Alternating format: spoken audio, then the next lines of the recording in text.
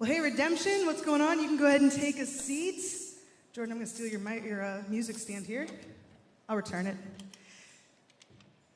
So good to see y'all today. My name is Casey Jordan, if we haven't had a chance to meet yet, and it is an honor to be with you today. If you scroll through Instagram for like 10 seconds, you'll probably notice something. You'll notice that the pictures that people post on Instagram, on social media, very rarely do they align with reality, right? People's lives look a lot better on social media than they do in real life, right? So a couple of years ago, I don't know who started this movement, but a handful of years ago, a bunch of Instagram users began kind of this movement where they posted these side-by-side pictures and captioned those pictures Instagram versus reality, or expectation versus reality. Now, if you don't know what I'm talking about, or if you're not on social media, I'm gonna give you a couple of examples of Instagram versus reality. So here's the first one. This right here. Now, a few years ago, a friend of mine convinced me to train for a half marathon with her. And I can tell you, I never one time looked like the Instagram post. Never once. My friend, she's a very smiley person. She smiled the whole way. I did not smile one time throughout our training, not once. And in case you're wondering how that ended up, I did not run a half marathon. We got up to about the 8-mile mark. I ended up with tendonitis in both of my feet. It hurt to walk for weeks, and I have not been running since then. So my reality, that is my reality right there. That reality picture, that might be a picture of me when we were training. All right, let me give you another one. Instagram versus reality. I have done a good bit of traveling in my life, and I can tell you, never one time have I worn heels and a skirt to the airport. I have never done it. I will never do it, because I'm the one in joggers and a sweatshirt running Home Alone style to make my connecting flight when it's inevitably delayed. Always, every single time. So yeah, that's my reality right there. All right, let me give you a third one. Instagram versus reality. Now, I will say, I'm a pretty neat person. I'm pretty organized, but my closet is not strung with decorative lighting. Like this closet right here, like it kind of looks like you want to just grab like a book and a cup of tea and like kind of cozy on in, right? Like my bedroom closet is fairly organized, but I don't hang out in there. Like this is like a room you want to hang out in, right? Nobody's closet looks like this. So even if you're organized like I am, you don't look like this. You look more like the reality picture. All right, let me give you just one more. I'm just gonna let you absorb that for a moment. This might be my favorite. And I honestly don't have anything to say about it except for, well done, sir. Well done.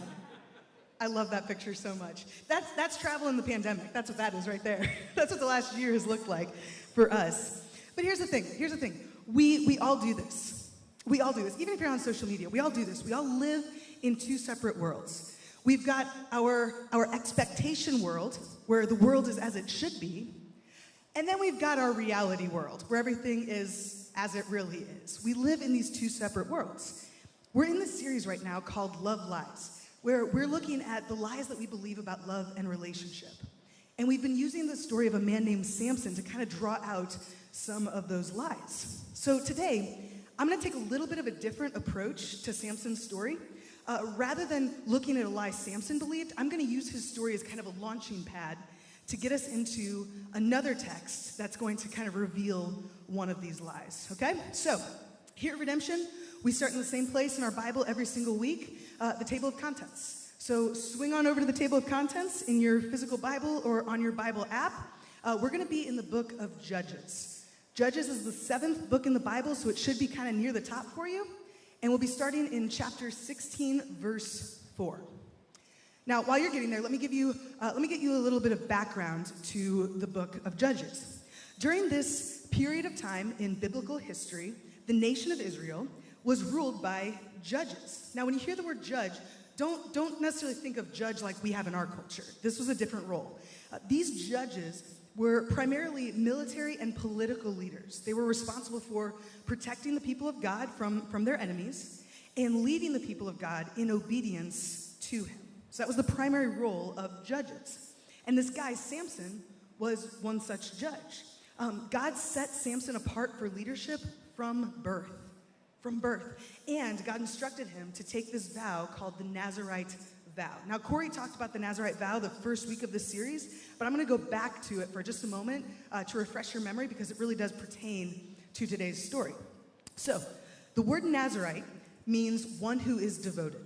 That's what it means, one who is devoted. So, anyone who took the Nazarite Vow would abstain from certain things in order to be totally devoted to God and his purposes. That was the purpose of this Nazarite Vow. So they would abstain from things like alcohol. They were not allowed to consume alcohol. They would abstain from cutting their hair. Could not cut their hair. And they were not allowed to touch dead bodies. All right, so those are kind of the three big ones, but the most important aspect of the Nazarite Vow was that those who entered into this vow were required to adhere to a higher standard of holiness before God. That is, they were to abstain from the corruption of this world so that they could be consumed by God and his purposes. So, Samson is not only a judge of Israel, he is also a Nazarite. He has taken the Nazarite vow. One other interesting thing about Samson is that God gave him incredible strength. Incredible strength. On the condition, like Hulk-like strength, all right? So when I say strength, like, this isn't like bodybuilder in the gym. I'm like Hulk-like strength, all right? Under the condition that Samson did not cut his hair. Now, why single out that one aspect of the Nazarite vow? I don't know. I have no idea. But that was God's prerogative. That was the condition that God set. So judge, Nazarite, superhuman strength. That's who Samson is. Now, I mentioned just a minute ago that one of the roles of judges were to protect God's people from their enemies and to lead people, the people of God, in obedience to God. Samson, however, had this tendency towards disobedience. He had this tendency towards disobedience. He got himself into a fine number of predicaments, most often when it came to women. If you look at his story, most often when it came to women. And his most famous affair of all was with a woman named Delilah. And that is the story that we will be looking at today. So again, if you have your Bibles, we're in Judges 16, starting in verse 4. Here's what it says. Sometime later, Samson fell in love with a woman named Delilah, who lived in the valley of Sorek. The rulers of the Philistines went out to her and said, "Entice Samson to tell you what makes him so strong and how he can be overpowered and tied up securely. Then each of us will give you 1,100 pieces of silver." Let me pause for just a second. We don't know how many rulers of the Philistines there were, but each of them is going to give her 1,100 pieces of silver to discover Samson's secret. There's a lot of money on the line here, okay? All right, so here's what it says. So Delilah said to Samson, "Please tell me what makes you so strong and what it would take to tie you up securely." I love this. She doesn't like beat around the bush and like kind of try to figure it out. She literally just comes up. She's like, "Oh, you want to know what makes Samson strong and how to tie him up? Hey, Samson, what makes you strong? How do we tie you up?" Like, there's no deception here. It's just like straight up, here's what I want to know from you. But stop right there. Stop right there. This should be a red flag for Samson. The fact that she's even asking this question. She's asking for his Achilles heel. She's asking how he can be beat. This should be a red flag. Now, Samson, to his credit, is aware of that. He realizes what she's doing. So here's what he says. Samson replied, "If I were tied up with 7 new bowstrings that have not yet been dried, I would become as weak as anyone else." So he lies to her, right? We know that it's his hair. If he cuts his hair, he will lose his strength. But he lies to her. So that night, while Samson is sleeping, I'm not going to read you the whole story because it's lengthy.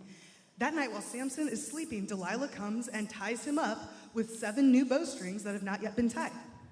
Then, in the morning, she runs into Samson's room and she says, "Samson, hurry, get up, the Philistines are coming." And Samson breaks free of his bonds. And Delilah is hurt. She's hurt that he lied to her. Now, to be fair, she's trying to capture him for the Philistines, the enemies of God's people. But she's hurt, and she asks again, "Samson, why did you lie to me? How could you do that? Tell me, what is it that makes you so strong, and how can you be tied up securely?" Once again, she just asked the question straight up. She's not even trying to deceive him. She's just, here's what I want to know. So this time, Samson says, okay, that wasn't it. Actually, if you tie me up with a new rope that has never been used before, I will become as weak as anybody else. So that night, while Samson is sleeping, Delilah ties him up with a new rope that has never been used before. The next morning, she runs in, "Samson, the Philistines are coming. Hurry, get up." Samson obviously breaks free of the ropes because this is not the secret to his strength. And once again, Delilah is hurt. Okay, how many red flags are we at now? First one, she asks him how to beat him. Second one, she tries to beat him. Third one, she asks again. Fourth, she tries to beat him again. Like, we're at a lot of red flags. Are you seeing a pattern here? So she asks yet again. This time, Samson tells her, okay, it actually has to do with my hair. If you weave my hair into 7 braids and then clamp it into a loom, I'll become as weak as anybody. My personal opinion is that Samson is just messing with her at this point.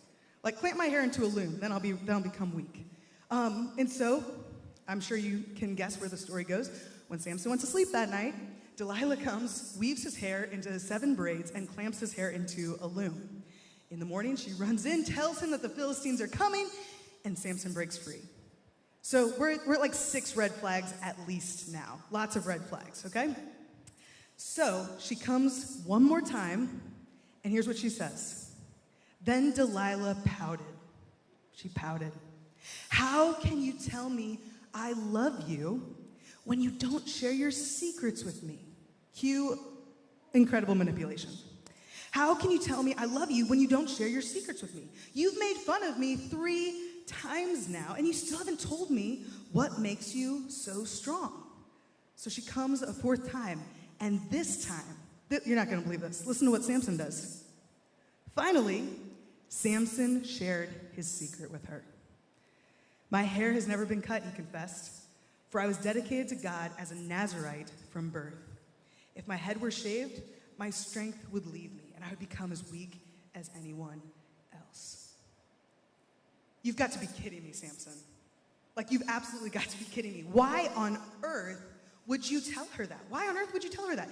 3 times now, she's asked you how to beat you and tried to beat you, and now you're going to confide in her? Like, you've got to be kidding me, Samson. This is ridiculous. Here's the point. Delilah threw up red flag after red flag after red flag, and Samson stayed in it. He stayed in it. Here's the thing. The Bible does not tell us why Samson stayed in it. It doesn't tell us. We don't know what lie Samson was believing. He was believing a lie, to be sure. We just don't know which one it was. But I told you, I want to use Samson's story as a launching pad to get us into another text. And I want to turn the question around and ask this. Why do we stay? Why do we stay? What lies do we believe that make us ignore the red flags? We're believing lies, to be sure. Now, it could be any number of them. It could be any number of lies. But I want to suggest that one of the most common lies we believe is the I can change them lie.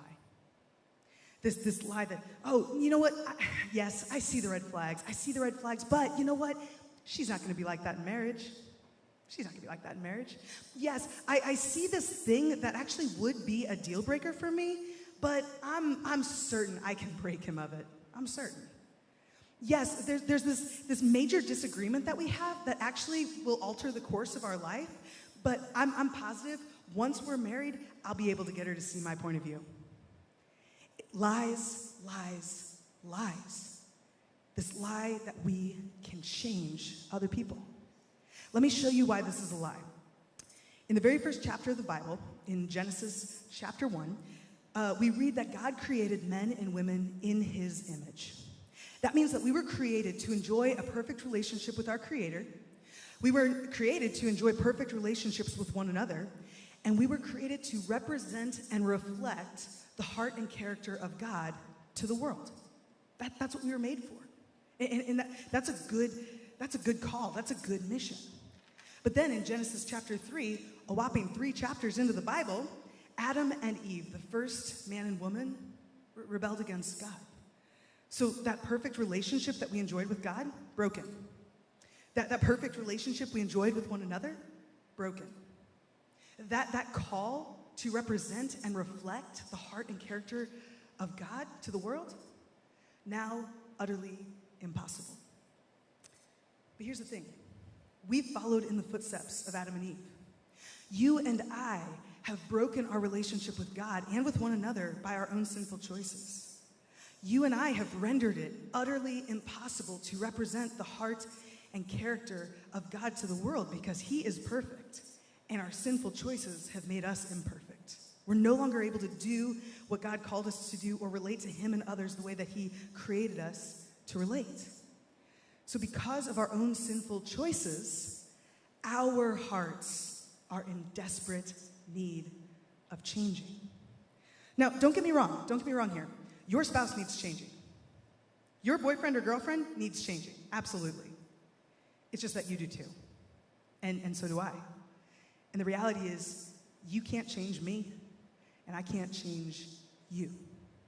But let me take this just a little bit further. Let me just push on this a little bit more, and this is probably gonna make some of you really uncomfortable, but I have to push here. Not only can I not change you, I can't change me. I can't change me. Albert Einstein once said, "We cannot solve our problems with the same thinking we used when we created them." We cannot solve our problems with the same thinking we used when we created them. Likewise, a sinful heart cannot solve the problem of a sinful heart. I can't change you, but I also can't change me. We can change external things about ourselves, right? For example, you could stick with an exercise program and change the state of your health. You could save money and stick to a budget and change your financial situation. There are things we can change, but those are external things. I'm not talking about external things. I'm talking about internal things. I can't change my sinful heart with my sinful heart. We need changing, and we cannot change ourselves, but that's okay. The only one who can change us has offered to change us. The only one who can change us has not only offered to change us, but has offered to give us a whole new heart. God offers that. When we trust and follow Jesus, when we accept the sacrifice he made for us on the cross, God says, I'm going to give you a whole new heart. You're going to be a whole new person. You're going to be able to respond to me. You're going to be able to relate to me. You're going to be able, once again, to represent and reflect me to the world the way that I intended you to. That's the offer that God gives. But here's the question. If we can't change ourselves, why on earth would we think we can change anybody else? It's irrational. It doesn't make any sense. Yet we so often believe this lie. Now, I want to be really clear on something, though. When I say that we can't change one another, what I don't want us to do is I don't want us to swing to the other side of the pendulum where we take this like laissez-faire, indifferent attitude towards relationship. That's not biblical either. No, we can't change one another, but God doesn't want us to be hands-off. He wants us to be involved.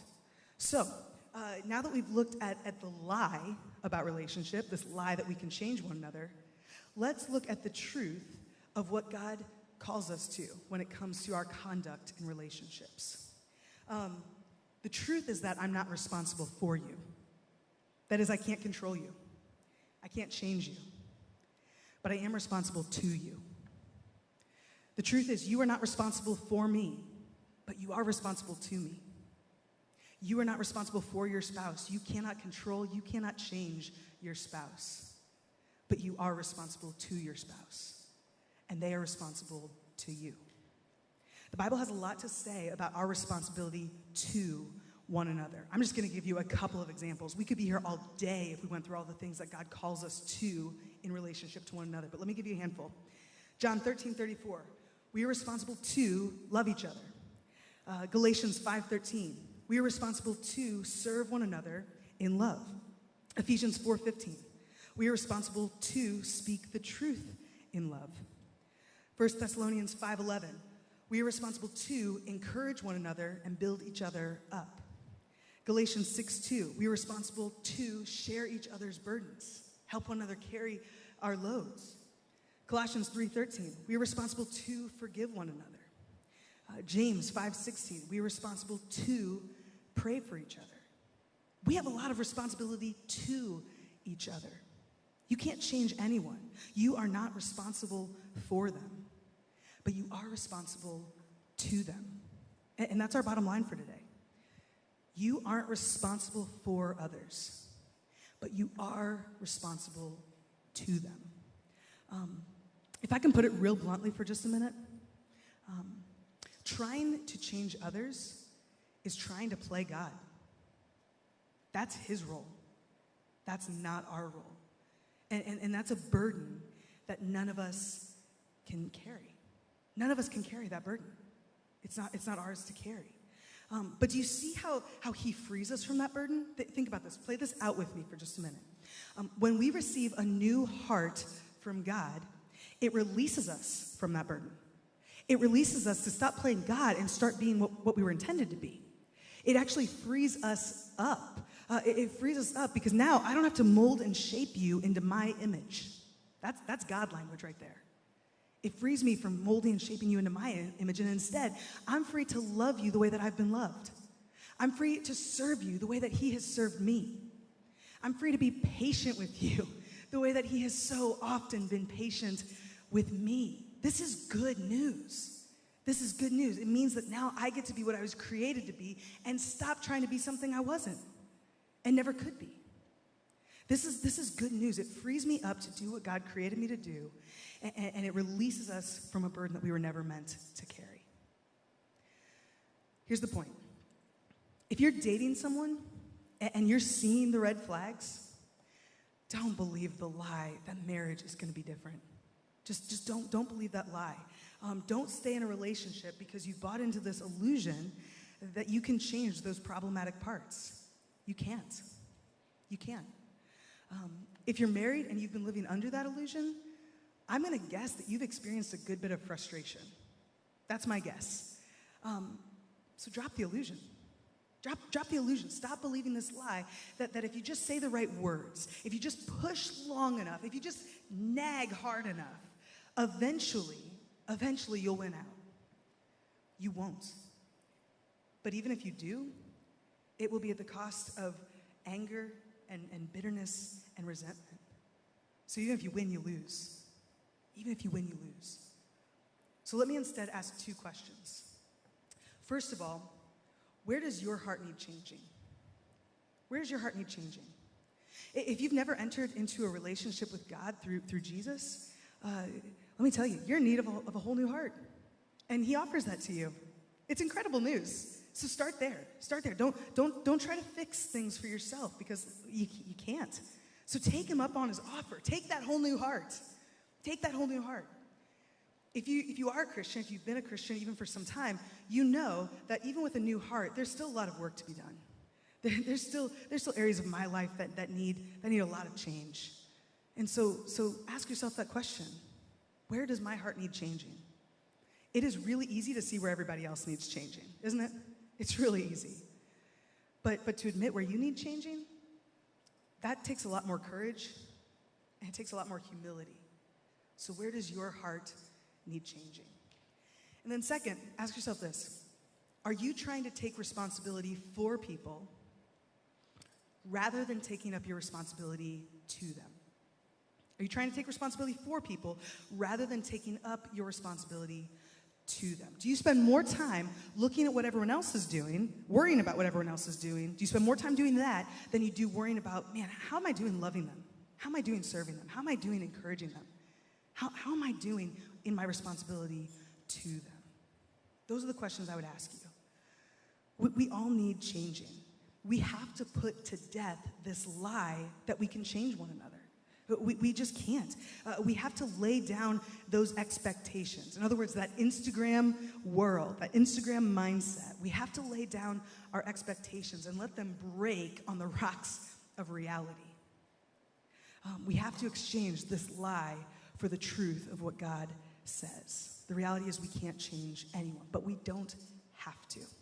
We don't have to. God has offered not only to change us, but to give us an entirely new heart that can respond to him, that can relate to him, that can represent him and reflect him to the world the way that he always intended us to. This heart that releases us from the burden of trying to play God and lets us be creatures, glorious creatures made in his image as he created us to be. We're going to move now into this time where we celebrate the Lord's Supper. If you didn't get a kit when you walked in, we can get you one. If you just raise your hand, we'll have someone come hand it off to you. But as we move into this time of the Lord's Supper, I want you to remember that. I want you to reflect on this incredible offer that God has given to us. Jesus is more than a get-out-of-hell-free card. Sometimes we treat him like that. He's more than a get-out-of-hell-free card. His death on the cross, it didn't just secure our eternities, although it certainly did that. But his death did so much more. His death has implications for our lives right now. His death on the cross means that we can put to death our old sinful patterns. It means that we can put to death these lies that have so long entrapped us. Listen to what Paul wrote to the church at Ephesus. Since you have heard about Jesus and have learned the truth that comes from him, throw off your old sinful nature and your former way of life, which is corrupted by lust and deception. Deception, you hear that word? Another word for lie. Our old nature is corrupted by lust and deception. Instead, let the Holy Spirit renew your thoughts and attitudes. Put on your new nature, created to be like God, not God, created to be like him, to represent him and to reflect him. Truly righteous